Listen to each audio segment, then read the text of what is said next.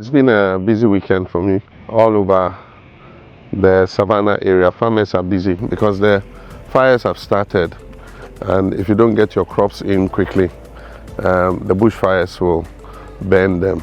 So we're harvesting soybean and maize on this farm. Yellow maize for the poultry industry, and then soybean.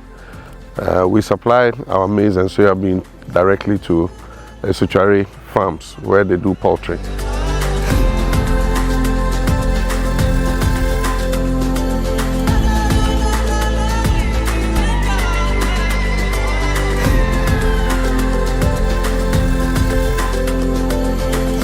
Earlier we were on the livestock farm.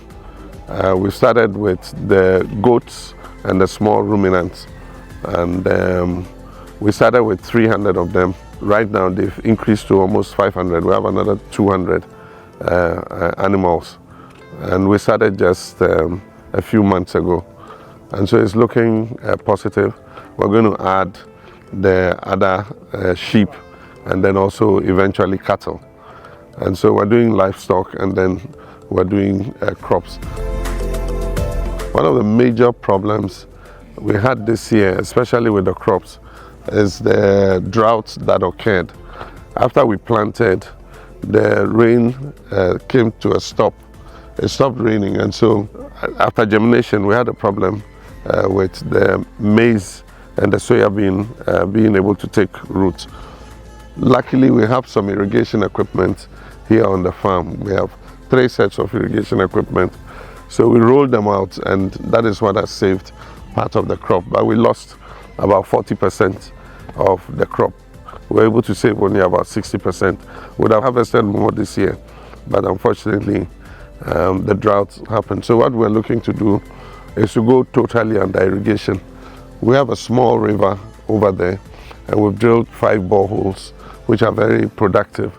And so next year we're going to use a pivot system so that we can have enough water for irrigation, and it will allow us to do 2 crops instead of 1 crop a year. We have equipment, different kinds of equipment. They're working well, but after sales service is a problem. A lot of the dealers sell you the equipment, but once you buy the equipment, sometimes you can't get the parts, spare parts. And so what we need to do is to standardize the equipment and make sure that anybody who's selling agricultural machinery in Ghana is able to offer the farmers after sales service. Because right now is the harvest time. One of our combined harvesters is down, and they don't have the parts. They have to order them from outside.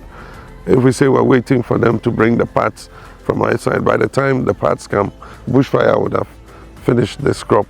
Happily, one of our neighbors has a good combine harvester, and that is what you saw me riding. We have hired it from him to come and help us, to be able to harvest all the crops before the fires come in. And that's why I believe that we must have farmer service centers where we have specialized agencies repairing and operating the machinery, and then let the farmer farm and let somebody provide him the service of the machines so that it doesn't have to be his headache. Today my headache is about this combine harvester, how to get a part. It should have been somebody's headache, and mine should just be to procure my seeds, get my fertilizers, and be able to grow my crops.